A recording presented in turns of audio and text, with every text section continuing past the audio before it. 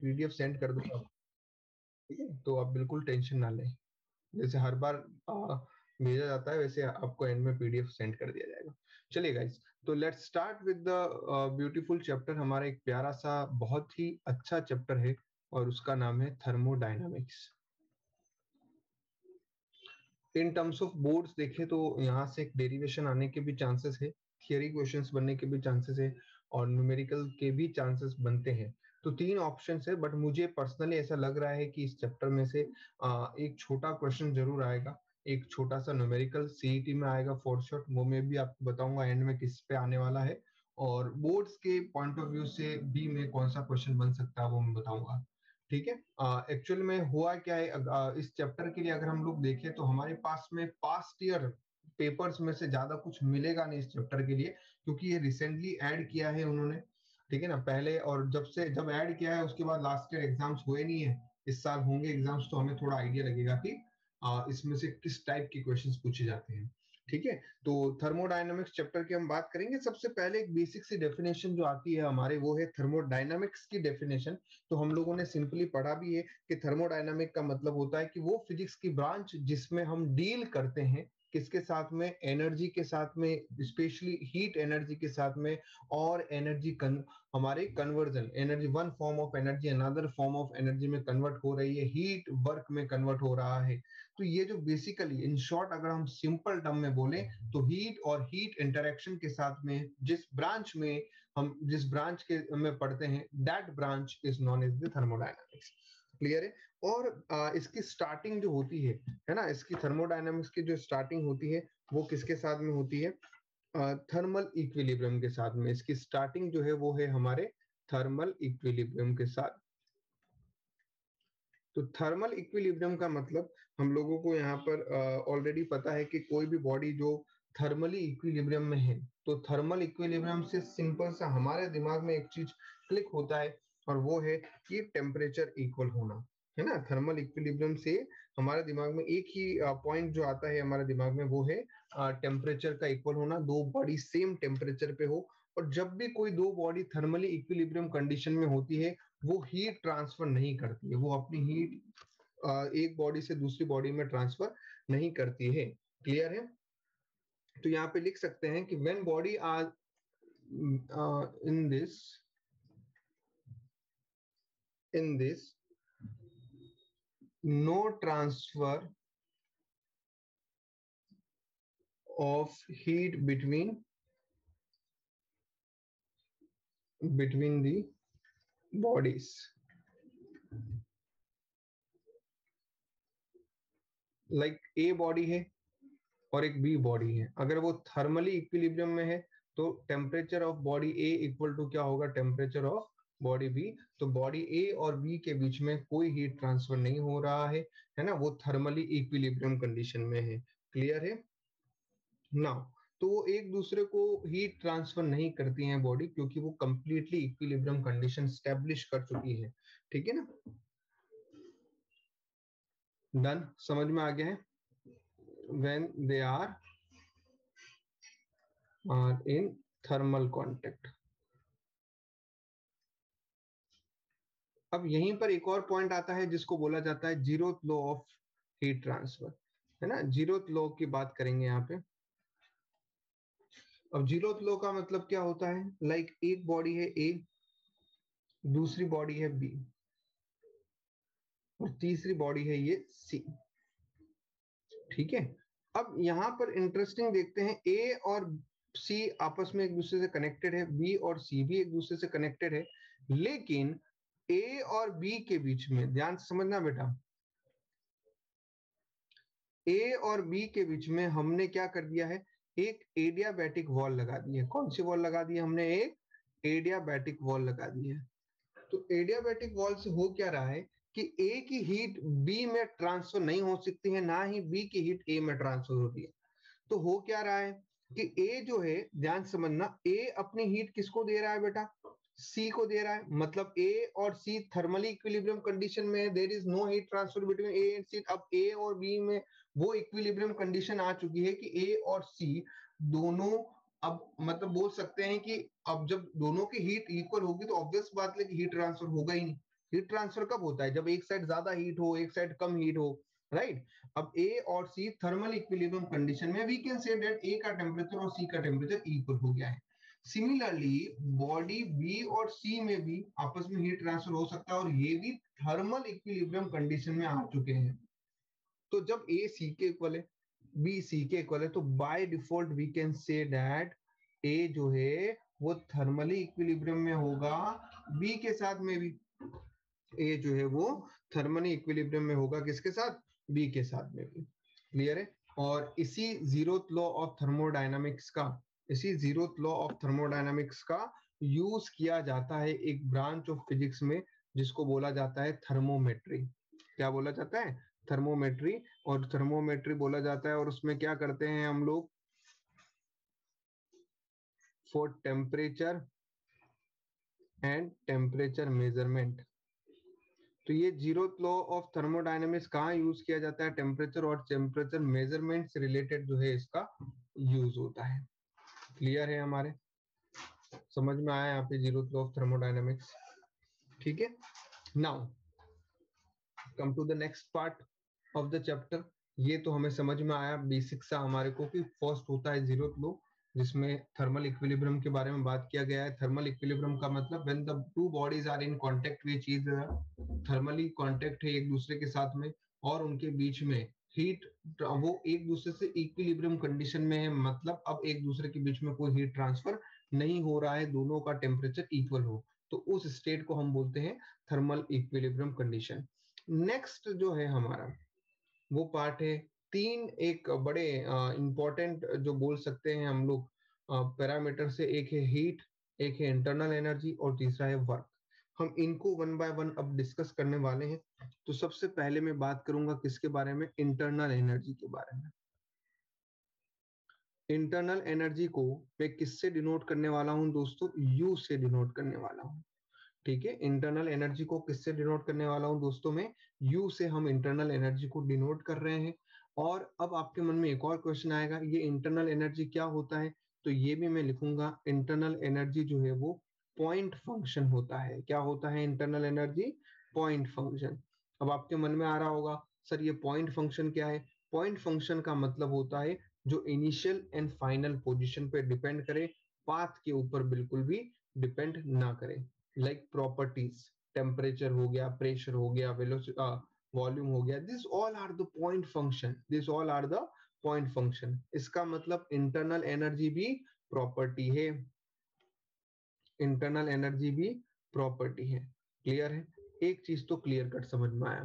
Property में कौन सी property है? इंटेंसिव या एक्सटेंसिव? तो आप बोलेंगे दिस इज एक्सटेंसिव प्रॉपर्टी। कौन सी प्रॉपर्टी है बेटा? ये एक्सटेंसिव प्रॉपर्टी है क्योंकि ये मास के ऊपर डिपेंड कर रही है। ठीक है, डन, समझ में आया? अब समझा, चलो इंटरनल एनर्जी प्रॉपर्टी है, इंटरनल एनर्जी पॉइंट फंक्शन है, बट इंटरनल एनर्जी है क्या? तो जब भी आपको इंटरनल एनर्जी को डिफाइन करने के लिए बोले तो आप बोलेंगे it is a sum of kinetic energy plus kinetic energy and potential energy of molecule. Means हम सिंपली बोलेंगे कि गैस के अंदर मॉलिक्यूल्स होते हैं और जो मॉलिक्यूल्स की एनर्जी होती है, जो मॉलिक्यूल के पास काइनेटिक एंड पोटेंशियल एनर्जी होती है, इन काइनेटिक एंड पोटेंशियल एनर्जी का जो समेशन है मॉलिक्यूल्स की एनर्जी, सिंपल टर्म में इंटरनल एनर्जी का मतलब मॉलिक्यूल्स की energy is known as the internal energy. ठीक है ना? क्लियर हो रहा है?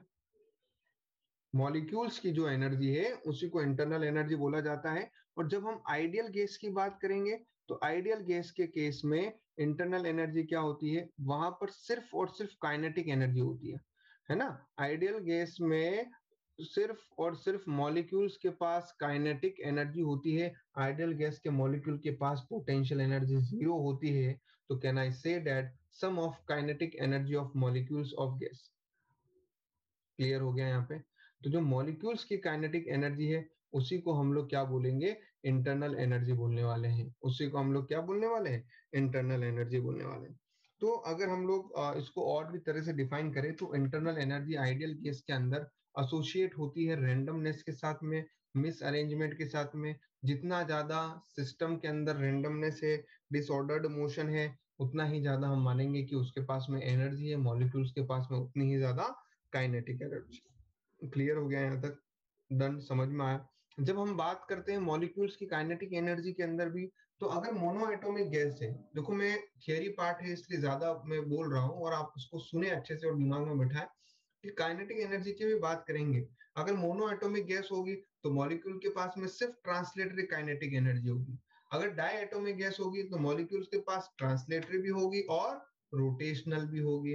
क्लियर हो रहा है? तो इस और मान लो कुछ जैसे नॉन रिजिड डायटोमिक्स हो गए, जैसे कार्बन मोनोऑक्साइड, उनमें मॉलिक्यूल के पास ट्रांसलेटरी काइनेटिक एनर्जी भी होगी, रोटेशनल काइनेटिक एनर्जी भी होगी और वाइब्रेशनल काइनेटिक एनर्जी भी होगी। क्लियर है? तो इन शॉर्ट हम जो total kinetic energy of molecules होती है, that define as the internal energy, और इसको डिनोट किया जाता है यू से। किससे डिनोट किया जाता है बेटा? इसको यू से डिनोट किया जाता है। क्लियर हो रहा है? अब यहाँ पर एक और इंटरेस्टिंग सा यहाँ पे एक क्वेश्चन बनता है कि ठीक है चलो हम इंटरनल एनर्जी के बारे में समझे, अब थोड़ा सा हम लोग ये भी देखते हैं कि प्रोसेस क्या होता है, इसको समझने की कोशिश करते हैं। प्रोसेस क्या है, सिस्टम क्या है, सराउंडिंग क्या है, बाउंड्री क्या है। तो थर्मोडायनामिकली अगर हम लोग देखना चाहे कि एक होता है हमारा सिस्टम, देखो जैसे ये रहा हमारा सिस्टम। अब आपके मन में क्वेश्चन आ रहा होगा कि सर सिस्टम क्या होता है? सिस्टम का मतलब होता है थर्मोडायनेमिकली अगर हम सिस्टम की बात करें तो जिसके ऊपर हम स्टडी कर रहे हैं, सिंपल टर्म में बोले, जिसके ऊपर हम स्टडी कर रहे हैं, एनी क्लोज मास और closed space, any close mass और close space on which our study is to be focused, that is known as the system. जिसके ऊपर हम स्टडी कर रहे हैं कि इस पार्ट का टेम्परेचर कितना है, इस पार्ट का प्रेशर कितना है, इस पार्ट पे कितना हीट सप्लाई हो रहा है, इस पार्ट से कितना वर्क डन हो रहा है, जिस पार्ट के ऊपर हम स्टडी कर रहे हैं, जिस क्लोज मास के ऊपर हम स्टडी कर रहे हैं, उसको बोला जाता है सिस्टम। और अनदर और सिस्टम के अलावा बाहर जो भी है उसको बोला जाएगा सराउंडिंग। क्या बोला जाएगा दोस्तों? सराउंडिंग। और सिस्टम और सराउंडिंग को जो सेपरेट कर रहा है उसको हम बोलेंगे बाउंड्री। क्या बोलेंगे उसको हम लोग? बाउंड्री। क्लियर हो रहा है? तो ये सिस्टम और सेपरेट को जो सेपरेट कर रहा है उसको हमने बोल दिया है बाउंड्री। अब यहाँ एक और क्वेश्चन बनता हुआ दिखाई देता है कि सिस्टम के कौन कौन से टाइप है, सिस्टम के कौन कौन से टाइप है, वो भी हम यहाँ पे एक क्वेश्चन के फॉर्मेट में देख सकते हैं। तो लिखते हैं टाइप्स ऑफ सिस्टम, और आई थिंक आप सब लोगों को पता होगा सिस्टम के 3 टाइप है। कितने टाइप है सिस्टम के? 3 टाइप है। थोड़ा सा कोशिश करें कि हम जोश में रहें यार, है ना? एक आध बच्चों के जोश में रहने से क्लास नहीं चल पाएगी यार, हम सबको जोश में रहना पड़ेगा। एक होगा ओपन, एक होगा हमारे क्लोज, हाँ वेदांत तो जोश में रहता है बेचारा, क्लोज्ड, और एक है हमारा आइसोलेटेड। ये 3 तरीके के हमने जो है सिस्टम देखे हैं। अब आपके मन में आएगा कि सर ओपन अगर हम बात करते हैं, ओपन के अंदर क्या हो रहा है, तो यहाँ पर मैं 2 चीज लिख रहा हूँ, एक होता है मास ट्रांसफर और एक होता है एनर्जी ट्रांसफर। ठीक है? तो ओपन वाले केस में मास भी ट्रांसफर होता है दोस्तों, मास भी ट्रांसफर होता है और एनर्जी भी ट्रांसफर होती है। ओपन में मास, जैसे हमारा एक कप ऑफ टी है, like hot cup of T है, तो हम उसमें देखेंगे कि स्टीम की फॉर्मेट में हमारा मास भी जा रहा है और थोड़ी देर में उसके वो कूल भी हो रहा है, इट मीन वो एनर्जी भी जा रही है। क्लोज के अंदर मास ट्रांसफर नहीं होता है, only energy transfer, and isolated में no mass and no energy transfer. Clear है? तो this is about the open system, close system and isolated system. I hope अगर एग्जाम में इससे रिलेटेड कोई थियरी क्वेश्चन आता है तो आप बिंदास उस क्वेश्चन को कर सकते हैं। क्लियर है? चलिए जी, अब आगे बढ़ेंगे। नेक्स्ट एक और ब्यूटीफुल सा पार्ट है जिसको बोला जाता है हीट। क्या बोला जाता है नेक्स्ट पार्ट को? हीट। अब हीट क्या है? अब हम वैसे तो हम ऑलरेडी हीट के बारे में काफी इंफॉर्मेशन है हमें, बट फिर भी समझने की कोशिश करते हैं सिंपल फॉर्मेट में। अगर हम बात करते हैं हीट की, तो हीट, पहली बात तो हीट होता है पाथ फंक्शन। क्या होता है heat? Path function. I repeat again, heat क्या है? पाथ फंक्शन है। ये कोई मतलब इनिशियल फाइनल पोजीशन पे डिपेंड नहीं करेगा, ये पाथ के ऊपर भी डिपेंड करने वाला है ना? सिर्फ और सिर्फ इनिशियल और फाइनल पोजीशन पे ही नहीं डिपेंड कर रहा, पाथ पे भी डिपेंड कर रहा है। क्लियर है? अब ये एक चीज हमें समझ में आया। अब हीट से क्या समझ में आएगा वो भी देखने की कोशिश करते हैं। हीट का एक बेसिक फॉर्मूला तो वैसे हमें पता है, N इंटू सी इंटू डेल्टा टी। अब ये जो हमने सी लिखा है जिसको हम स्पेसिफिक हीट बोल रहे हैं, वो specific heat at constant volume होगा, या specific heat at constant pressure होगा, या specific heat for polytropic process होगा, या ये हीट जो है वो जीरो होगा। ये सब डिपेंड करेगा कि कौन से टाइप का प्रोसेस है, कौन से टाइप का प्रोसेस है। अगर आइसोथर्मल प्रोसेस हुआ तो हमारे को वहां पर टेम्परेचर को कांस्टेंट रखना पड़ता है। अगर आइसोकोरिक हुआ तो वहां पर हमें वॉल्यूम को कांस्टेंट रखना पड़ता है। तो जिस टाइप का प्रोसेस होगा उसके अकॉर्डिंग हम वो हीट का फॉर्मूला लगाएंगे, उसके अकॉर्डिंग हम सीपी लगाएंगे, उसके अकॉर्डिंग हम सीवी लगाएंगे। क्लियर हो रहा है यहाँ पे, समझ पा रहे हो मेरी बात? तो जो मैंने अभी आपको फॉर्मूला बताया है वो एकदम बेसिक सा फॉर्मूला है। मान लो यहाँ पर मैं आपको एक सिंपल सा बताता हूं कि ये है हमारा सिस्टम दोस्तों, और ये टी एस हो गया, ये है सराउंडिंग, जिसको आपकी बुक वालों ने इन्वायरमेंट इन्वायरमेंट करके बोला है। तो आई होप इतनी इंग्लिश हम लोगों को पता है कि चाहे मैं सराउंडिंग बोलूं चाहे मैं इन्वायरमेंट बोलूं, दोनों एक ही बात है। मान लो क्या हो रहा है, अब सिस्टम कब हीट रिलीज करेगा, सिस्टम कब हीट गेन करेगा, वो डिपेंड करता है सिस्टम और सराउंडिंग के टेम्परेचर पे।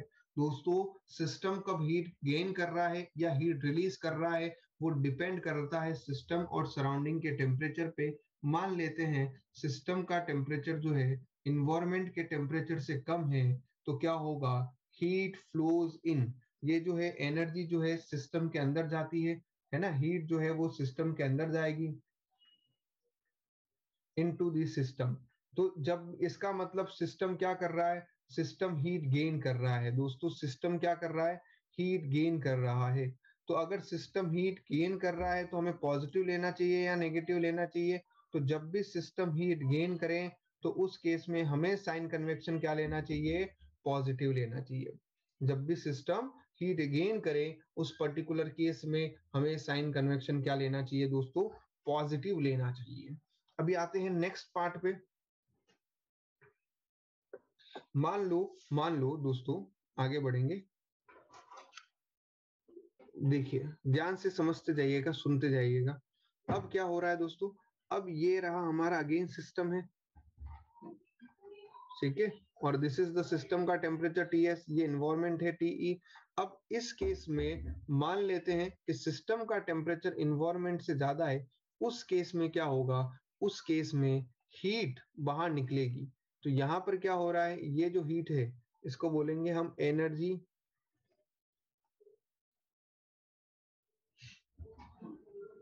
From system. सिस्टम से हीट बाहर निकल रही है, तो उस केस में हम लोग क्या करेंगे, उस केस में हमें साइन कन्वेक्शन नेगेटिव में लेना पड़ेगा।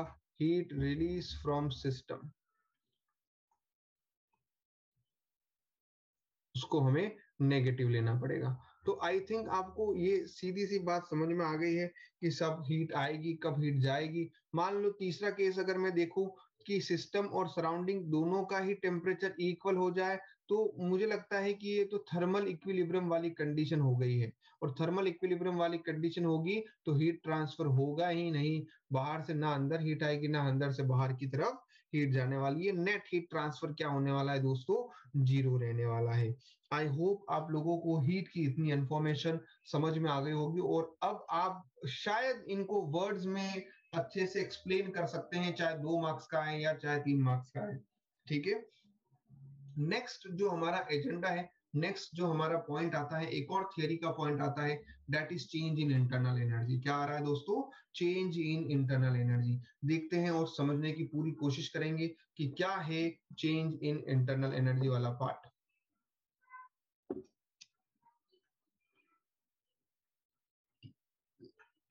change in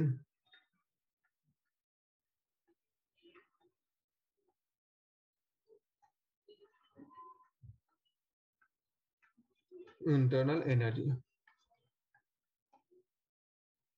मतलब इंटरनल एनर्जी में चेंज हो रहा है। और दोस्तों, इंटरनल एनर्जी के अंदर चेंज लाने के दो तरीके, दो तरीकों से हम इंटरनल एनर्जी के अंदर चेंज ला सकते हैं। पहला तरीका, फर्स्ट वे, मैं ये बोलूंगा दो तरीकों से हम इंटरनल एनर्जी में चेंज ला सकते हैं। फर्स्ट वे है बाय हीटिंग द सिस्टम, हम सिस्टम को हीट करें, हम सिस्टम को क्या करें, हीट करें, है ना, हम सिस्टम को हीट करें। और यहाँ जो हम generally through out the chapter जो पढ़ने वाले हैं, हम पिस्टन सिलेंडर अरेंजमेंट लेने वाले हैं दोस्तों। कौन सा अरेंजमेंट लेने वाले हैं, पिस्टन सिलेंडर अरेंजमेंट लेने वाले हैं।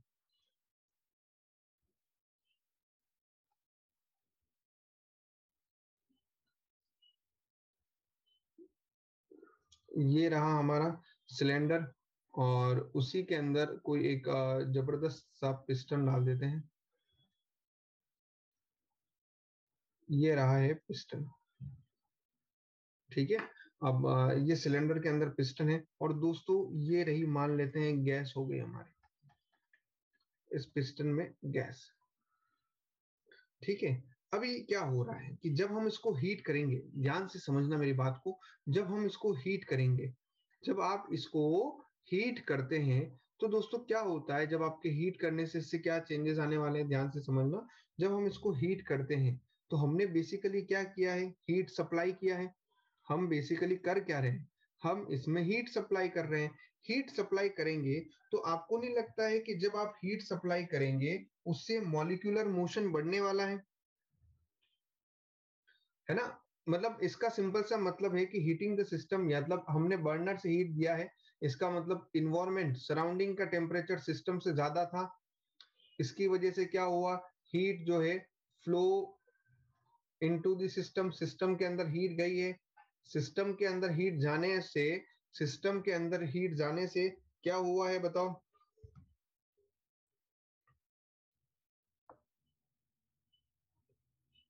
दो पॉसिबिलिटी के केस में देख रहा हूं मैं ना। सिस्टम के अंदर हीट गई है, देखो ध्यान से, सिस्टम के अंदर हीट गई है, उस वजह से क्या हो रहा है देखो, उस वजह से जो मॉलिक्यूल्स है उनको एक्स्ट्रा एनर्जी मिल रही है। मॉलिक्यूल्स आर गेनिंग एनर्जी, है ना, मॉलिक्यूल्स को एनर्जी मिल रही है। अब मॉलिक्यूल्स को एनर्जी मिल रही है,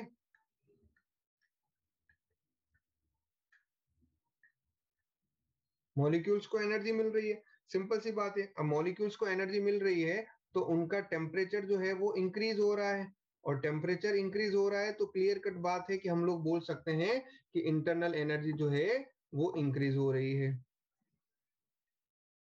राइट। इंटरनल एनर्जी जो है वो इंक्रीज हो रही है। आप मेरी बात समझ पाए हैं ऑल चिंटूज एंड मिंटूज। गुस्सा नहीं होना है, किसी को भी बुरा लग रहा है तो बोल दीजिए अभी यार।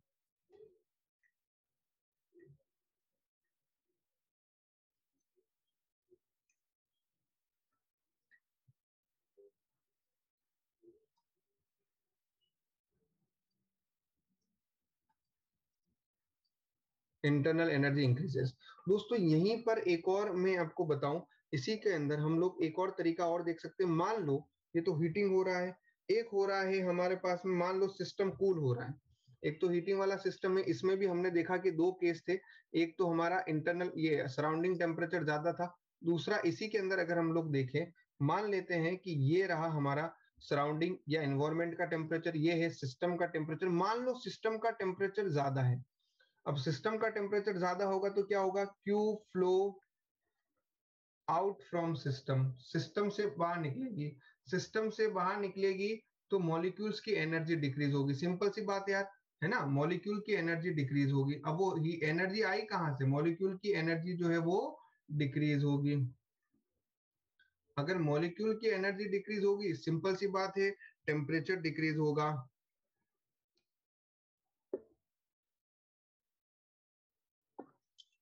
है ना। मॉलिक्यूल्स की एनर्जी डिक्रीज होगी तो क्या होगा, टेम्परेचर जो है हमारा वो डिक्रीज होगा। टेम्परेचर डिक्रीज हो रहा है तो सिंपल टर्म में हम बोल देंगे कि इंटरनल एनर्जी जो है वो भी डिक्रीज हो रही है।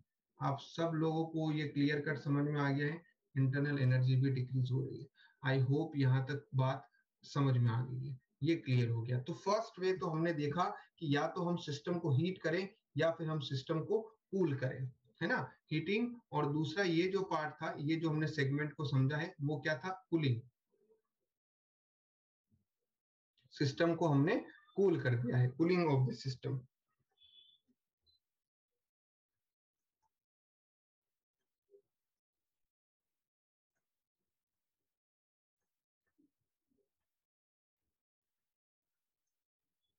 ठीक है, ये एक हमारा एक पूरा सेगमेंट था जो हमने यहाँ पे अच्छे से समझा।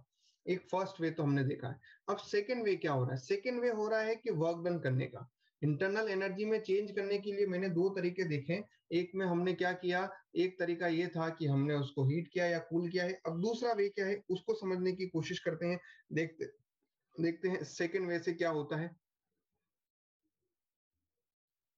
तो सेकेंड वे देखते हैं।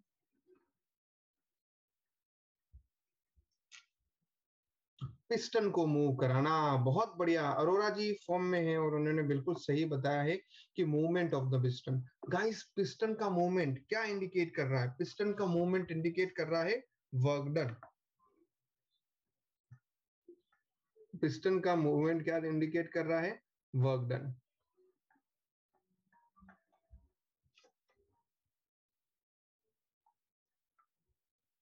है ना, सिस्टम के ऊपर वर्क करके। अब क्या हो रहा है कि जब हमारा पिस्टन का मूवमेंट हो रहा है, ध्यान से देखना यार, हमने सिस्टम के ऊपर वर्क किया है ना। तो हम लोग क्या कर रहे हैं कि ये जो पिस्टन है इसको हम क्विकली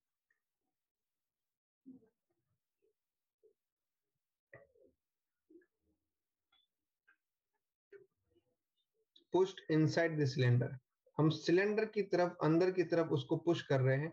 उससे क्या होंगे? मॉलिक्यूल्स जो है वो कंप्रेस होंगे। क्या होंगे? मॉलिक्यूल्स कंप्रेस होंगे। ये बात भी हो गया, कंप्रेशन हो रहा है। गैस जो है, गैस मॉलिक्यूल्स कंप्रेस होने वाले, सिंपल सी बात है। जब गैस मॉलिक्यूल्स कंप्रेस होंगे, इसका सिंपल सा मतलब है पिस्टन ने वर्क किया है। किसके ऊपर किया है? गैस के ऊपर किया है। कैसे किया है? By some amount of work done किया है। उस वजह से गैस के मॉलिक्यूल्स को कुछ एनर्जी मिलेगी, है ना। गैस के मॉलिक्यूल कंप्रेस होंगे तो वो एनर्जी गेन करेंगे। अगर वो मॉलिक्यूल्स ने एनर्जी गेन किया, क्लियर कट बात है, उससे होगा क्या? टेम्परेचर इंक्रीज होगा। और अगर टेम्परेचर उनका इंक्रीज हो रहा है तो इंटरनल एनर्जी जो है वो बढ़ रही है। क्लियर हो रहा है? मॉलिक्यूल्स को कंप्रेस करोगे, देखो पिस्टन ने वर्क किया है किसके ऊपर? पिस्टन ने वर्क किया है गैस के ऊपर। जब पिस्टन गैस पे वर्क करेगा, गैस के मॉलिक्यूल्स को थोड़ी एनर्जी मिलेगी। और आप खुद देखो ना यार, आप ये है, आपको कोई धक्का दे रहा है, ये देखो ये गैस का मॉलिक्यूल, ये आया, पिस्टन इसको पुश किया इसने, तो इसको ये कंप्रेस कर रहा है ना यार, इसको पुश कर रहा है, तो इसको धक्का मिल रहा है, इसको एनर्जी मिल रही है। और वो एनर्जी मिलने पर टेम्परेचर, सिंपल सी बात है, बढ़ेगा। और आप लोग तो थोड़े स्मार्ट तो हो ही हो कि जब भी कंप्रेशन होता है टेम्परेचर बढ़ता है, टेम्परेचर बढ़ रहा है तो यार इंटरनल एनर्जी बढ़ रही है। वाह जी वाह, मजा आ रहा है।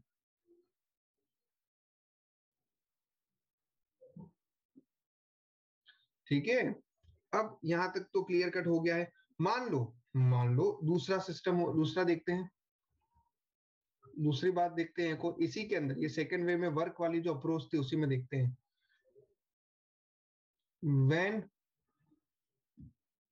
गैस वर्क ऑन पिस्टन, मतलब अब गैस पिस्टन पे वर्क कर रही है, मतलब work done by the system, system ने वर्क डन किया है। उस केस में क्या होगा? गैस मॉलिक्यूल्स पिस्टन को एनर्जी दे रहे हैं, gives energy to piston, piston को एनर्जी दिया है उसने, फोर्स दिया है। सो अब गैस मॉलिक्यूल की एनर्जी लॉस हो रहा है। एनर्जी यहां पर क्या हो रहा है? अगर मॉलिक्यूल्स की एनर्जी लॉस होगी तो सिंपल सी बात है, क्या गिरने वाला है?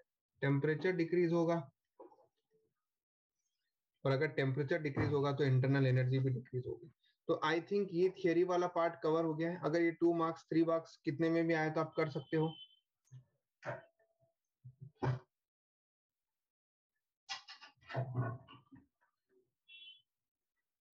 2 मार्क्स 3 मार्क्स कितने में भी आए कर सकते हैं हम लोग। मजा आ गया है सेकंड में भी।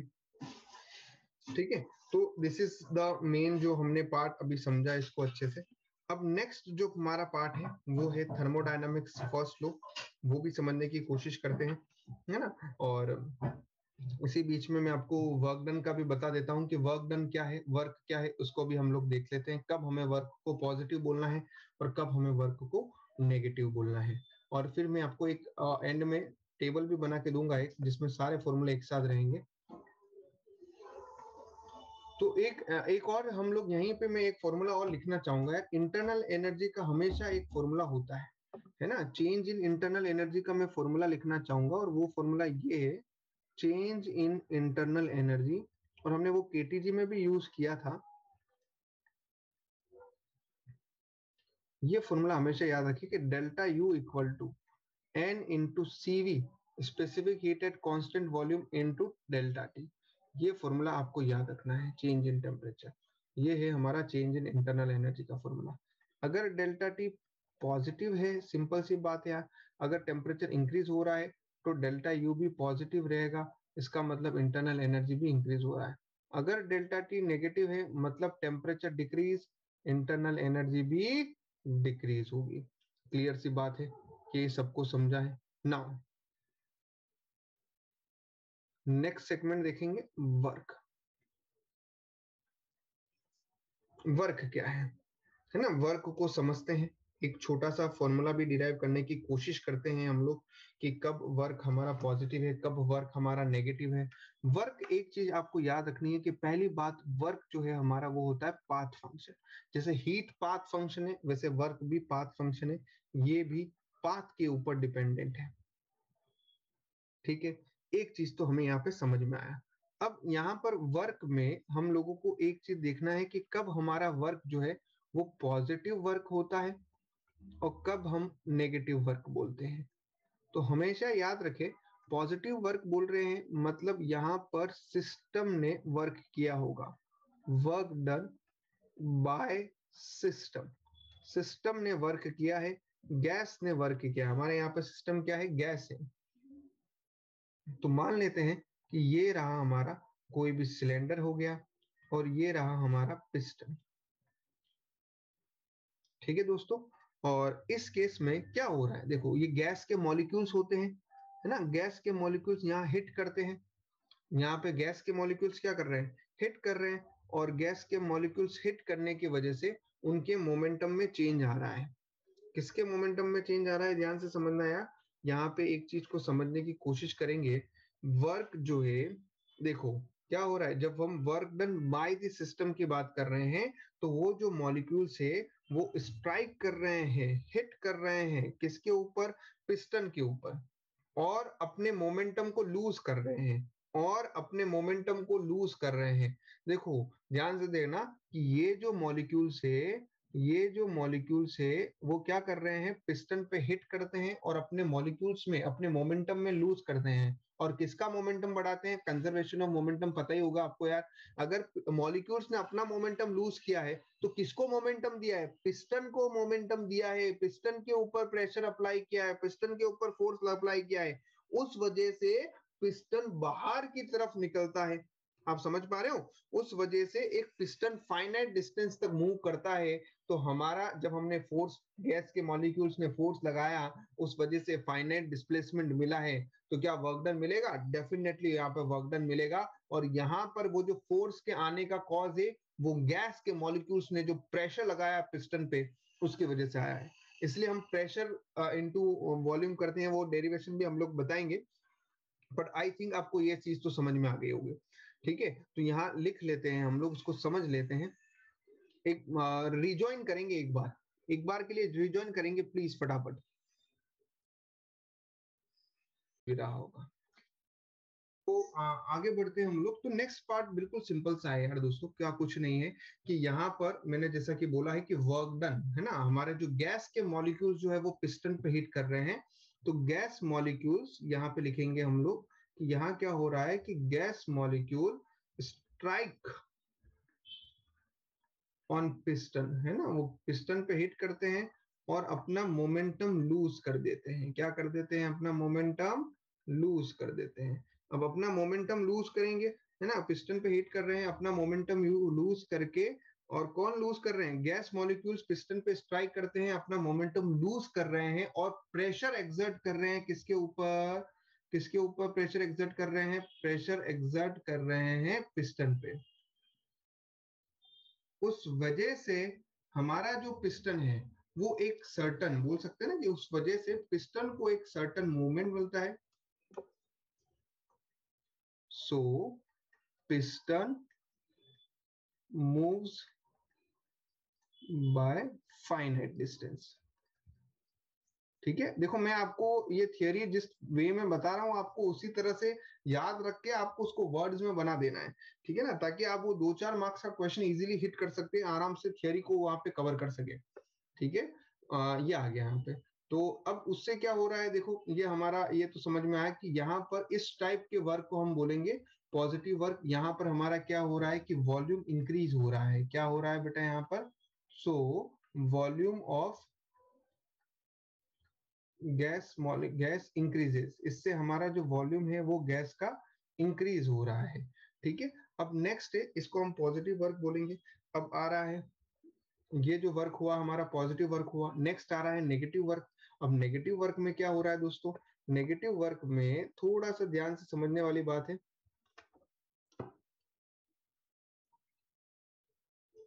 तो यहां हम बात करेंगे नेगेटिव वर्क। नेगेटिव वर्क में जैसे हम लोग बोलेंगे यहां पर क्या हो रहा है, work done on the system. अब यहां पर गैस के मॉलिक्यूल्स के ऊपर वर्क डन हो रहा है। मींस यहां पर क्या हो रहा है, यहां पर पिस्टन जो है, पिस्टन स्ट्राइक और कंप्रेस गैस मॉलिक्यूल। यहां पर पिस्टन जो है वो गैस के मॉलिक्यूल को कंप्रेस कर रहा है। उस वजह से क्या होगा, गैस के मॉलिक्यूल्स का मोमेंटम इंक्रीज हो जाएगा, है ना। तो momentum of gas molecules no doubt increase हो जाएगा।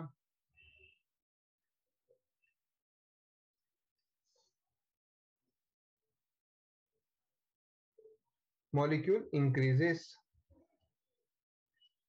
ठीक है ना। मोमेंटम ऑफ गैस मॉलिक्यूल्स क्या हो जाएगा बेटा, यहाँ पे वो इंक्रीज हो जाएगा एंड वॉल्यूम ऑफ गैस जो है वो डिक्रीज हो रहा है। तो इस टाइप के जो हम लोग बोलेंगे कि ये जो वर्क डन हुआ है ये गैस के ऊपर वर्क डन हुआ है, इसलिए इसको हम नेगेटिव वर्क डन बोलेंगे। और गैस के मॉलिक्यूल्स ने वर्क डन किया था उसको हम बोलेंगे पॉजिटिव वर्क डन बोलेंगे। क्लियर हो गया यहाँ पे? समझ में आ गया यहाँ पे? डन, क्लियर हो गया। तो वहां पर पिस्टन को मोमेंटम मिला था, यहाँ पे पिस्टन से गैस के मॉलिक्यूल्स को मोमेंटम मिला है। नो डाउट वहां पर momentum of gas molecule decrease हुआ था, यहाँ पर momentum of gas molecule increase हुआ है। लेकिन गैस का मॉलिक्यूल जो है, गैस का जो वॉल्यूम है वो हमारा यहाँ पर क्या हो चुका है, डिक्रीज हो चुका है।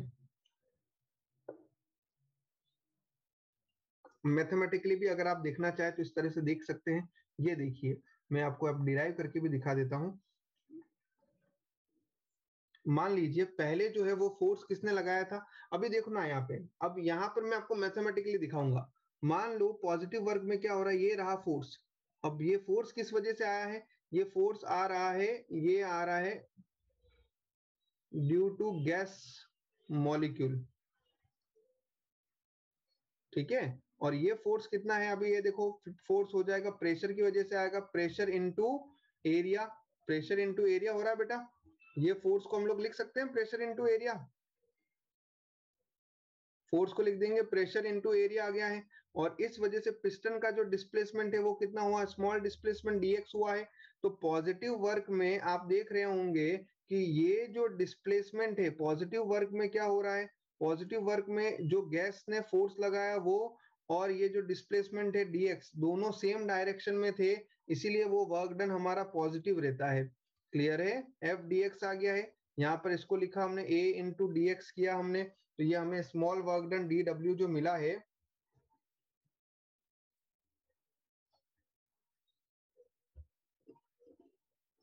इसको आप सॉल्व कर दीजिए। P into A into V, A into small displacement क्या मिलेगा, ए इंटू डी वी मिलेगा। इंटीग्रेट करेंगे इनिशियल वॉल्यूम से लेकर फाइनल वॉल्यूम तक, तो ये मिल जाएगा P डेल्टा वी, हमारे को फॉर्मूला मिल चुका है। ठीक है। अब दोस्त दोस्त यहाँ ध्यान देना, नेगेटिव वर्क में क्या हो रहा है, देखो नेगेटिव वर्क में अगर हम बात करेंगे तो फोर्स नो डाउट ऐसे लग रहा है, लेकिन आप मुझे बताओ कि पिस्टन का डिस्प्लेसमेंट कौन सी डायरेक्शन में हो रहा है, पिस्टन अभी पीछे की तरफ आ रहा है, उसको कंप्रेस कर रहा है। तो ये जो पिस्टन का डिस्प्लेसमेंट है, फोर्स और पिस्टन वो दोनों ही एक दूसरे के अपोजिट है, इसलिए यहाँ पर जो वर्क हो रहा है वो नेगेटिव वर्क हो रहा है। समझ में आया? अभी वहां पर गैस ने जो वर्क डन किया था वो पॉजिटिव वर्क था, यहाँ पर जो गैस वर्क डन कर रही है वो नेगेटिव वर्क है।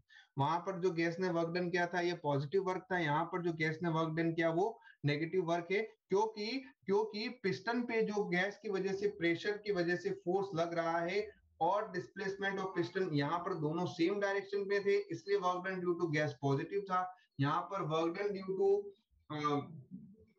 ड्यू टू गैस मॉलिक्यूल्स जो है वो जो है हमारे फोर्स और डिस्प्लेसमेंट हो रहा है पिस्टन का, वो दोनों अपोजिट डायरेक्शन में है इसलिए वर्क डन नेगेटिव में आ रहा है। आपको पता ही होगा वर्क डन का फॉर्मूला होता है एफ एस कॉस थीटा, अगर भूले ना हो तो, है ना। अगर दोनों अपोजिट डायरेक्शन में होंगे तो ये cos 180 हो जाता है, और cos 180 को हम लोग क्या लिख सकते हैं बेटा, -1 लिख सकते हैं। दैट्स व्हाई वो नेगेटिव वर्क मिलता है।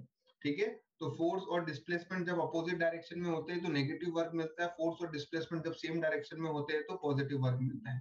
ठीक है, तो यहाँ तक तो हमारा समझ में आ गया है। अब यहीं से मैं आपको फर्स्ट लॉ को एक्सप्लेन कर देता हूँ बिल्कुल फटाफट। तो हमारा फर्स्ट लॉ ऑफ थर्मोडायनामिक्स क्या है?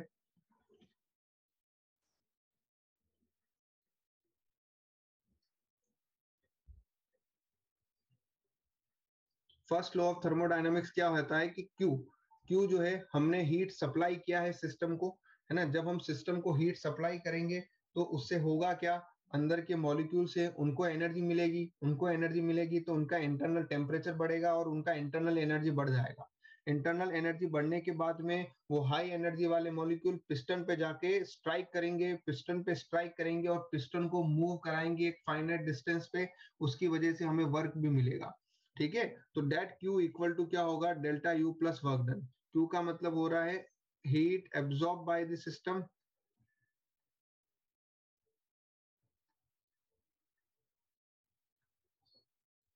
डेल्टा यू क्या है, चेंज इन इंटरनल एनर्जी,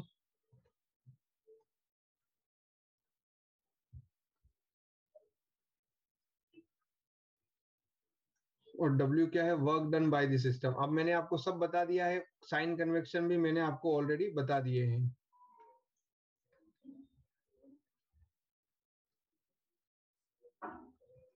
ठीक है, चलिए जी आगे बढ़ेंगे अभी हम लोग।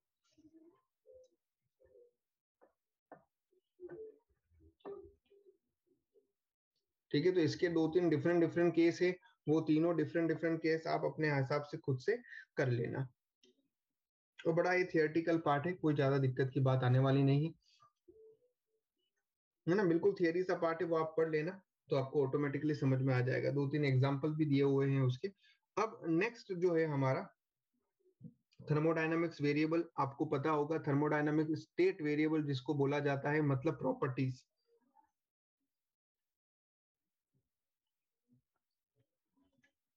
थर्मोडायनामिक स्टेट वेरिएबल का मतलब क्या हो गया है, प्रॉपर्टीज। सिंपल टर्म में मैं बोलूं तो इसका मतलब क्या हो गया है, प्रॉपर्टीज, प्रॉपर्टी और characteristics of the system.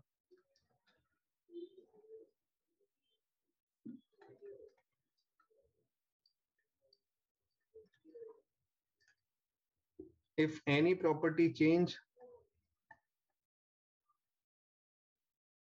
if any one property of system change, property of system, किसी भी सिस्टम की एक भी प्रॉपर्टी चेंज हो गया, लाइक अगर हम बात करें प्रेशर, टेम्परेचर, वॉल्यूम, है ना, को इंटरनल एनर्जी, कोई भी एक भी प्रॉपर्टी में सिस्टम में चेंज होता है तो सिस्टम की स्टेट चेंज हो जाती है, सिस्टम की कैरेक्टरिस्टिक्स चेंज हो जाती है।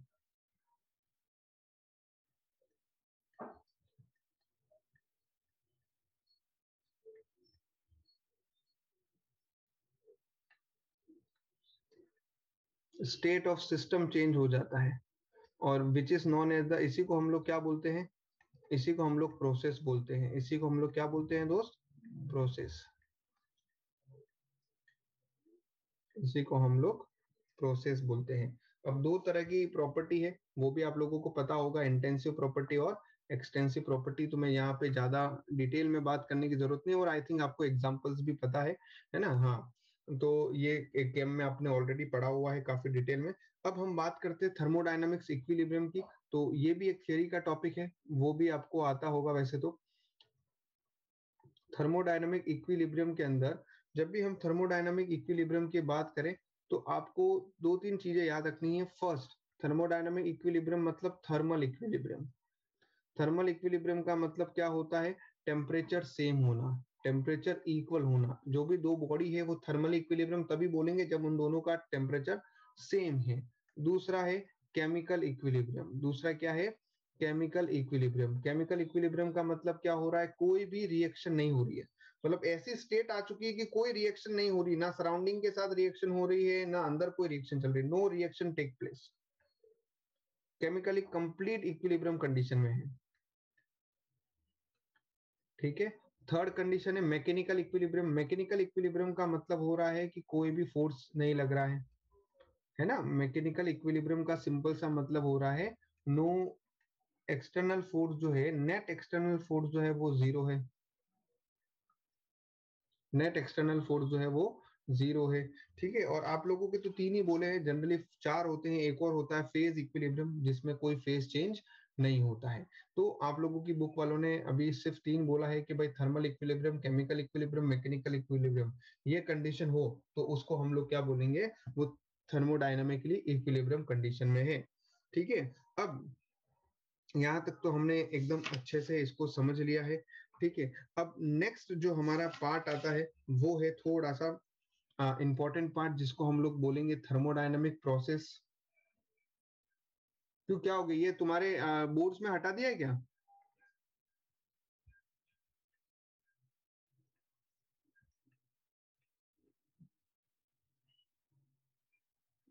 तो बोलते ना भाई।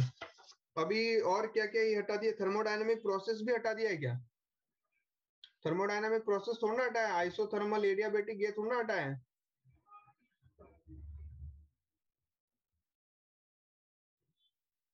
हाँ, तो बस वही कर रहे हैं हम लोग।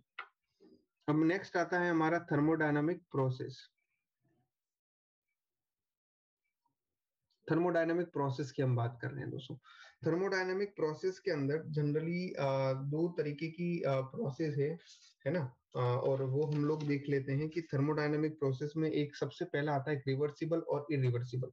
ठीक है। तो रिवर्सिबल और इरिवर्सिबल पे मैं ज्यादा डिस्कशन नहीं करूंगा, क्योंकि this is also a part of the chemistry.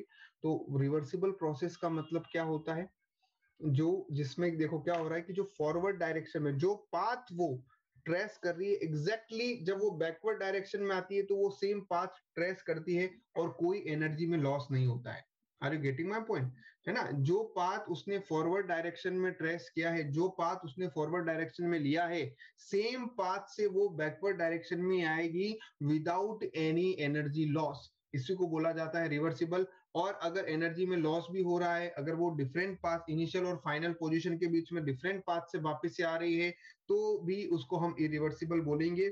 एक क्वेश्चन जो थियोरेटिकली बनता है और आप लोगों को याद भी रखना है, वो है cause of irreversibility. Cause of irreversibility करके एक बहुत बड़ा इंपॉर्टेंट पॉइंट है, वो आपको ध्यान रखना है कि कॉज ऑफ इरिवर्सिबिलिटी क्या होता है। दो पॉइंट है देखो, इरिवर्सिबिलिटी होने के दो रीजन है। पहली बात तो जब भी कभी भी पिस्टन सिलेंडर अरेंजमेंट भी मान ले यार, कोई भी सिस्टम है, फ्रिक्शन तो एनी डे होंगे ही होंगे, है ना। फ्रिक्शन लॉस होगा या एनर्जी लॉस। चाहे हम विस्कोसिटी मान ले, अगर लिक्विड है तो वहां पे इंटरनल फ्रिक्शन होगा। ठीक है ना। बिकॉज ऑफ दैट फ्रिक्शन कुछ ना कुछ एनर्जी में लॉस तो होता ही है ना। तो फ्रिक्शन फोर्स हो गया। दूसरी बात जो है many force, many like processes, like अगर हम बात करें फ्री एक्सपांशन हो गया, केमिकल रिएक्शन हो गई, ये सब के सब नॉन इक्विलिब्रियम स्टेट्स होती है, वहां पर इक्विलिब्रियम स्टेट्स नहीं रहती है। Are you getting my point? तो जितनी भी केमिकल रिएक्शंस होती हैं वहां पर वो हमेशा सिस्टम को, अब आप मुझे बताओ, कोई एक्सप्लोड हो रहा है, एक्सप्लोड हो रहा है तो वो अपने इक्विलिब्रियम स्टेट से किस तरफ जा रहा है? Non equilibrium. और वो हमने एक्सप्लोजिव, हमने एक्सटर्नली रिएक्शंस लगवाई है, तो वो हमेशा अपनी इक्विलिब्रियम स्टेट से नॉन इक्विलिब्रियम स्टेट्स में जा रहा है। ठीक है। तो ये भी एक हमारा एक इरिवर्सिबिलिटी का कॉज हो गया है। तो दो कॉज है जो आपको याद रखने हैं कि एक तो सबसे फिक्स है ही है कि फ्रिक्शनल लॉस हो गए। फ्रिक्शनल की फॉर्मेट में एनी डे एनर्जी लॉस होता ही होता है, चाहे वो इंटरनल फ्रिक्शन हो या चाहे वो एक्सटर्नल फ्रिक्शन हो। और दूसरा है कि जो भी एक्सप्लोसिव केमिकल रिएक्शन हम यूज करते हैं, दे ऑल आर द वो इक्विलिब्रियम स्टेट से नॉन इक्विलिब्रियम स्टेट्स पे मटेरियल को लेके जाता है। क्लियर है? तो these are the two main reasons of the irreversibility. Theory का क्वेश्चन है, बन सकता है 2 मार्क्स का, याद रख लेना। ठीक है। देन उसके बाद में अब हम लोग कुछ प्रोसेस के बारे में बात कर रहे थे, तो हम वन बाय वन एक एक प्रोसेस को पढ़ेंगे और उसकी इंफॉर्मेशन मैं आपको लाइन बाय लाइन देते जा रहा हूँ। ठीक है। सबसे पहले मैं बात करता हूँ आइसोबैरिक प्रोसेस की। किसकी बात कर रहा हूँ मैं दोस्तों? आइसोबैरिक प्रोसेस की। आइसोबैरिक प्रोसेस नाम में ही समझ में आ रहा है कि आइसोबैरिक मतलब प्रेशर यहाँ पे बच्चों कांस्टेंट रहने वाला है। अब यहाँ प्रेशर कांस्टेंट रहेगा तो यहाँ पर वॉल्यूम जो है वो डायरेक्टली प्रोपोर्शनल रहेगा टेम्परेचर के, और we can write V1/V2 equal to T1/T2। आप बोलेंगे ये कहाँ से लिखा, तो PV इक्वल टू nRT हमारी आइडियल केस की इक्वेशन है। प्रेशर को कांस्टेंट रखिए तब वॉल्यूम डायरेक्टली प्रोपोर्शनल हो जाता है टेम्परेचर के। ठीक है, तो वहां से हमें इक्वेशन मिला है V1/V2 equal to T1/T2। Graph अगर आप बनाना चाहें तो बिल्कुल बनाइए, हमें कोई दिक्कत नहीं है। पीवी ग्राफ इस तरह से बनेगा, ये रहा हमारा। ठीक है, उसके बाद में आइसोबैरिक प्रोसेस के अंदर अगर आपको हीट निकालना है तो हीट का फॉर्मूला होगा NCP डेल्टा टी। क्या होगा formula? NCP delta T, amount of heat at constant volume आप यहाँ निकाल सकते हैं। एंड द थर्ड वन, अगर आप वर्क निकालना चाहते हैं तो वर्क का फॉर्मूला होगा pressure into change in volume. आप वर्क कैसे फाइंड आउट करते हैं? वर्क का एक फॉर्मूला होता है इंटीग्रेशन ऑफ PdV। तो जब वहां पर कांस्टेंट प्रेशर होगा वो बाहर निकलेगा, इंटीग्रेट होगा तो हमें डेल्टा V मिलता है। क्लियर है? आइसोबैरिक प्रोसेस के बारे में इंफॉर्मेशन सफिशिएंट है दोस्तों। आइसोबैरिक प्रोसेस के बारे में इंफॉर्मेशन सफिशिएंट है, क्लियर हो गया ये सबको? तो यहाँ तक का बात हमने देख लिया है।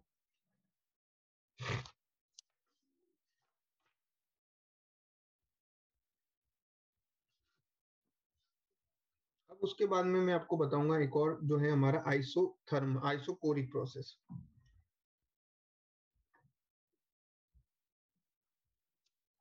नेक्स्ट है आइसोकोरिक प्रोसेस।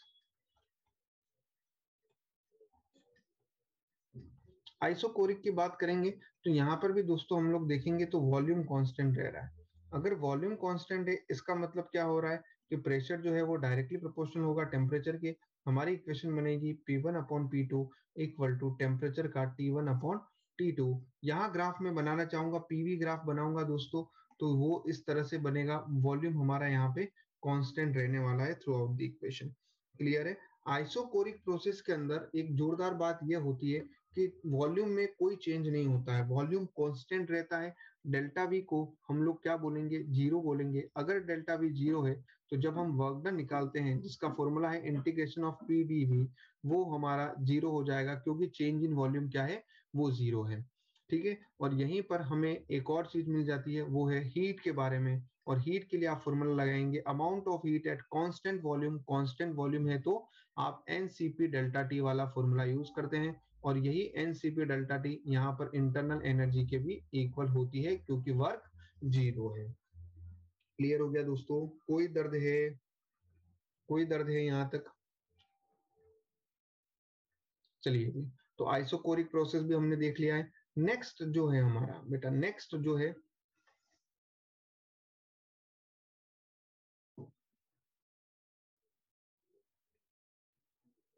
थर्ड है हमारा, थर्ड देखते हैं, वो है आइसोथर्मल प्रोसेस। कौन सा है थर्ड हमारा? Isothermal process. अब आइसोथर्मल प्रोसेस क्या है वो समझते हैं हम लोग। आइसोथर्मल प्रोसेस के अंदर हमें क्या बोला गया है कि भाई टेम्परेचर जो है वो आपका कांस्टेंट रहेगा। अगर दोस्तों टेम्परेचर कांस्टेंट है तो can I say that P PV equal to constant? ओहो, पीवी इक्वल टू कांस्टेंट है तो क्या मैं ये बोल सकता हूँ P1V1 equal to P2V2 equal to nRT? ये एक इक्वेशन बनती हुई दिखाई दे रही है मुझे। बहुत बढ़िया। और क्या यहाँ पर ये जो ग्राफ बनेगा पीवी इक्वल टू कांस्टेंट है तो क्या ये रेक्टेंगुलर हाइपरबोला बनेगा? बस X Y equal to constant जब भी होता है तो आप क्या बोलते हो? Rectangular hyperbola. अरे मैथमेटिक्स सब तो इतनी आती होगी ना यार। तो यहाँ पर भी पीवी इक्वल टू कांस्टेंट है तो क्या बनने वाला है? Rectangular hyperbola. It means pressure जब हमारा इंक्रीज हो रहा होगा तब वॉल्यूम डिक्रीज हो रहा होगा। ठीक है, तो यहाँ पर हमें ये रेक्टेंगुलर हाइपरबोलिक कर्व हमें यहाँ पर दिखाई देता है। अब नेक्स्ट हमारा जो इंपॉर्टेंट पार्ट है वो है यहाँ पर इंटरनल एनर्जी क्या होगा। बेटा यार जब डेल्टा टी ही जीरो है क्योंकि टेम्परेचर कांस्टेंट है, तो डेल्टा टी जीरो है, डेल्टा टी जीरो है तो change in internal energy zero है। Change in internal energy zero है।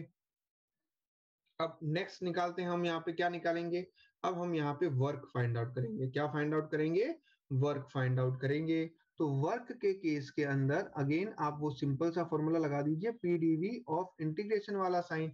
अब बेटा यहाँ पर आपको पता है कि पीवी इक्वल टू कांस्टेंट है और कांस्टेंट को मैंने सी से लिखा हुआ है, तो क्या मैं इस प्रेशर को सी अपॉन वी लिख दूं क्या? सी मतलब क्या है बेटा?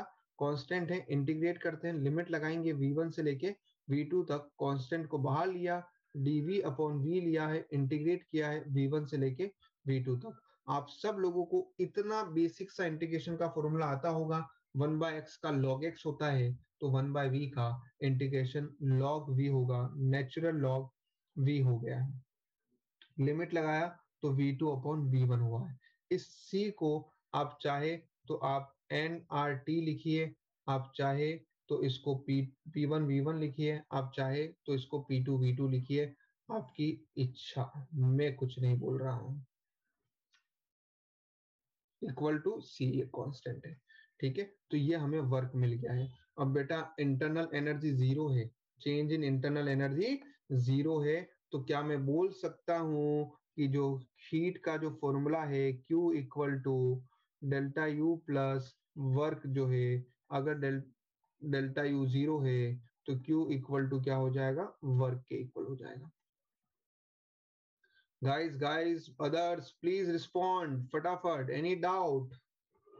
आ गया समझ में, है ना? आइसोथर्मल एक और इंपॉर्टेंट पॉइंट है बेटा, आइसोथर्मल जो है हमेशा स्लो प्रोसेस होती है। कौन सी प्रोसेस है आइसोथर्मल बेटा? Isothermal is a slow process. ये पॉइंट भी आपको आइसोथर्मल के अंदर ध्यान में रखना है कि जब भी आप आइसोथर्मल की बात करेंगे तो आप ये सोच लीजिए कि आइसोथर्मल कौन सी प्रोसेस है बेटा? स्लो प्रोसेस है, ठीक है। अब नेक्स्ट जो है हमारा एडियाबैटिक प्रोसेस, नहीं क्वासी स्टैटिक तो इनफाइनाइटली स्लो है, वो इतनी भी स्लो नहीं है आइसोथर्मल प्रोसेस। उसके बाद में आता है आपका एडियाबैटिक प्रोसेस। नेक्स्ट आता है हमारा adiabatic process. Guys adiabatic process की अगर हम बात करें, एडियाबैटिक प्रोसेस की बात करें तो यहाँ पर हमेशा Q जीरो रहता है। Q जीरो है मतलब क्या जीरो है बेटा? हीट ट्रांसफर जीरो है। क्या जीरो है? हीट ट्रांसफर जो है वो जीरो है ना, हीट ट्रांसफर हमारा जीरो है। अब यहाँ पर आप क्वेश्चन क्या लगेंगे? P V to the power gamma equal to constant, ये आपने इक्वेशन लिखा हुआ है। अब P V to the power gamma equal to जब कांस्टेंट लिखा हुआ है, P V to the power gamma equal to constant लिखा हुआ है, तो दोस्तों यहाँ पर हम एक फॉर्मूला बनाते हैं। यहाँ पर एक फॉर्मूला अगेन बनता है, P V to the power gamma equal to constant की जगह पे मैंने सी लिखा है। अब यहाँ से एक आध इक्वेशंस और बनती है। अब यहाँ से आप चाहे वर्क की इक्वेशन तो बनती ही है, उससे पहले मैं आपको एक आध इक्वेशन और बना के बताता हूँ, प्रोसेस इक्वेशन जिसको बोलते हैं। हम चाहे तो इसको ये लिख सकते हैं, एक तो P1 upon P2 equal to V2 upon V1 का पावर गामा, राइट। एक इक्वेशन तो ये बन सकती है। दूसरी इक्वेशन हम चाहे तो ये बोल सकते हैं T1 अपॉन T2, है ना, T1 अपॉन T2 टेम्परेचर के रेशियो जो है वो किसके इक्वल है? P1 अपॉन P2 की power gamma minus 1 upon gamma. ये याद रखना बेटा, है ना, बिना याद रखोगे तो एग्जाम में टाइम लगेगा उसको सिंप्लीफाई करने में। सीधा प्रोसेस इक्वेशन याद रखो, V2 अपॉन V1 का होल पावर गामा माइनस 1। तो ये टेम्परेचर के लिए भी रिलेशन बता दिया, प्रेशर के लिए रिलेशन बता दिया है। ये कहाँ से आती है? एक ये इक्वेशन है और एक पीवी इक्वल टू एनआरटी जो आइडियल केस की इक्वेशन है। इन दोनों इक्वेशन की हेल्प से हम लोग ये दोनों इक्वेशन डिराइव करते हैं, ठीक है। अब नेक्स्ट पार्ट आ गया है हमारा, हीट तो जीरो है, सीधी सी बात है, हीट तो जीरो है। अब हमें वर्क निकालना है दोस्तों, क्या निकालना है हमें? वर्क निकालना है। तो वर्क के लिए वही वाला फॉर्मूला लगाते हैं, हमारा वही वाला फॉर्मूला लगाते हैं। वर्क इक्वल टू क्या हो गया? पी डीवी हो गया है, और इंटीग्रेट करेंगे। प्रेशर को आप क्या लिख सकते हो? Constant upon V to the power gamma लिख सकते हो। देखो ना, P V to the power gamma equal to constant, तो डिवाइड में भेज दो, तो constant upon V to the power gamma आ गया है, और ये आ गया है डीवी। इंटीग्रेट करेंगे, लिमिट लगाएंगे v1 से लेके v2 तक, कांस्टेंट को इंटीग्रेशन से बाहर लेते हैं। v to the power minus gamma का अगर हम लोग इंटीग्रेशन करते हैं तो शायद मुझे ये मिलता है v to the power minus gamma plus 1 upon minus gamma plus 1। I hope ये सबको समझा होगा। v1 से लेके v2 तक लिखा।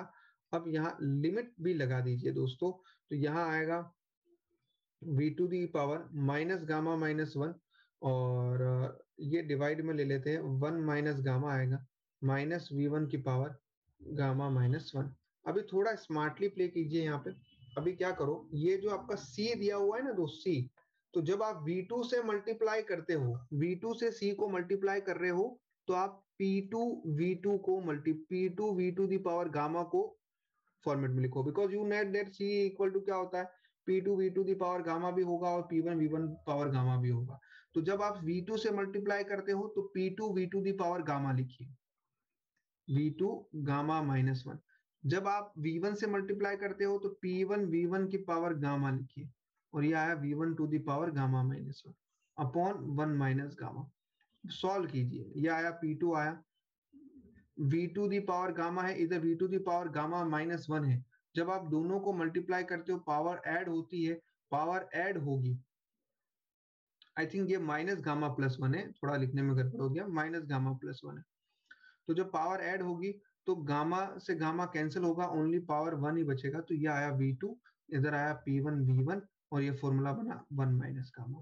तो this is the work done का formula for adiabatic process. This is the work done का फॉर्मूला फॉर एडियाबैटिक प्रोसेस। और एडियाबैटिक प्रोसेस जो है दोस्तों, वो फास्ट प्रोसेस होती है। क्या होती है एडियाबैटिक प्रोसेस? फास्ट प्रोसेस होती है। तो ये भी लिखेंगे कि एडियाबैटिक प्रोसेस जो है वो फास्ट प्रोसेस है।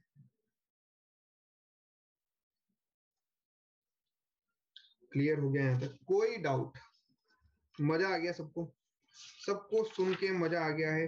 अब दोस्त एक और जो लास्ट टॉपिक जो बचता है यहाँ पे, वो है साइक्लिक प्रोसेस, है ना। साइक्लिक प्रोसेस हो तो क्या करना है, ये हम लोग देख लेते हैं। मतलब हम सिंपल सी बात करें, साइक्लिक प्रोसेस से पहले मैं आपको बता देता हूँ वर्क निकालने का तरीका ना। Work done by graphical method, simple से बोलते हैं हम लोग।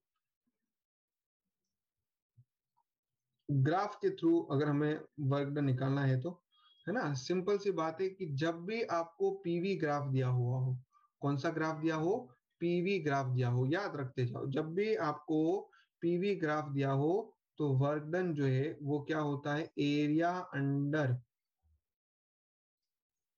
वर्क डन का जो फॉर्मूला मिलेगा, एरिया अंडर पीवी ग्राफ। जो पीवी ग्राफ बन रहा है उसके अंडर में जो एरिया है वो हमारा वर्क डन है।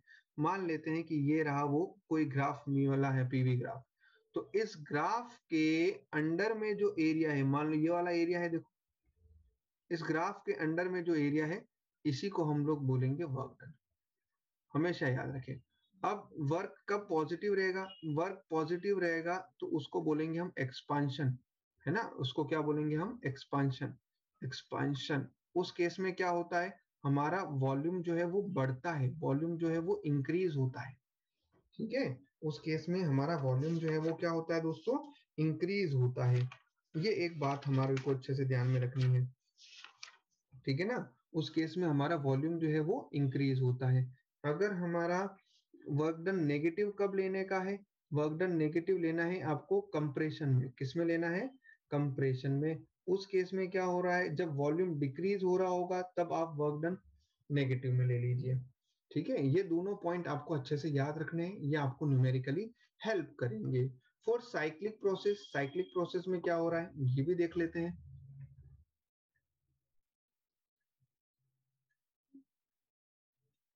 साइक्लिक प्रोसेस में क्या हो रहा है देखिए, ये देखो, मान लो ये रहा, हम पीवी ग्राफ ही है अगेन, ये इस तरीके से कुछ है।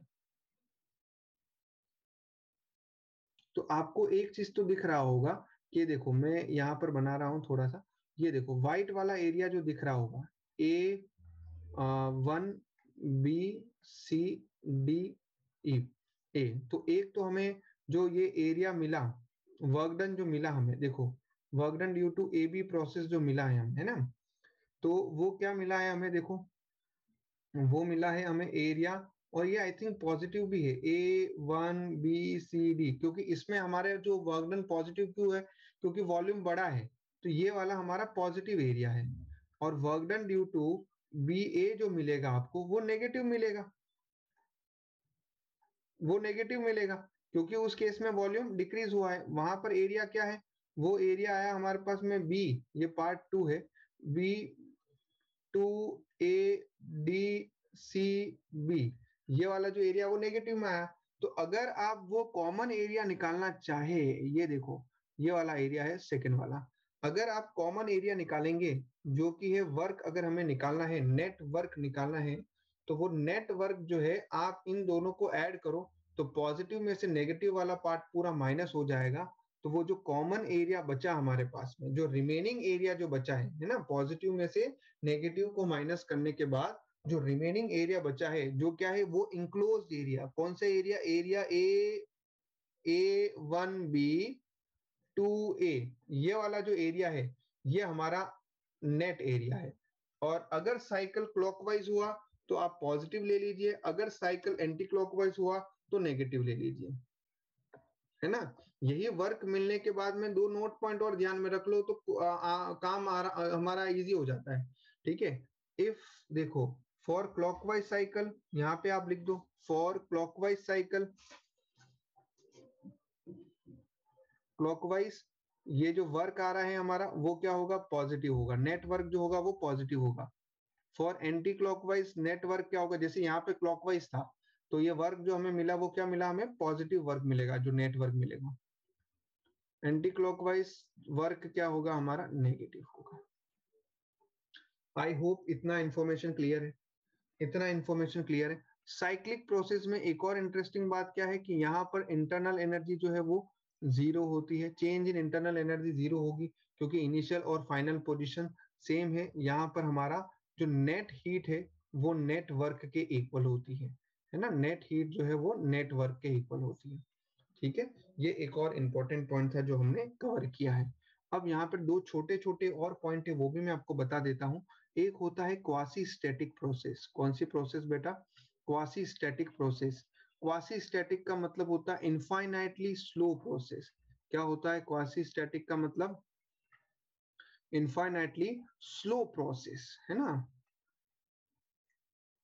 क्वासी स्टैटिक मतलब ये क्या हो गया है, इनफाइनाइटली स्लो प्रोसेस, बहुत ही ज्यादा स्लो है ना। इसमें मैंने आपको डिटेल में एक छोटा मोटा आपको प्रेशर का डिस्ट्रीब्यूशन के फॉर्मेट में भी बताया है, दो पॉइंट लिखवाया, वहां से याद रखेंगे। इनफाइनाइटली स्लो प्रोसेस जो होती है उसको हम क्वासी स्टैटिक प्रोसेस बोलते हैं, और यहाँ पर प्रेशर का डिस्ट्रीब्यूशन यूनिफॉर्म रहता है। ये दो पॉइंट तो एटलीस्ट याद रखनी ही है।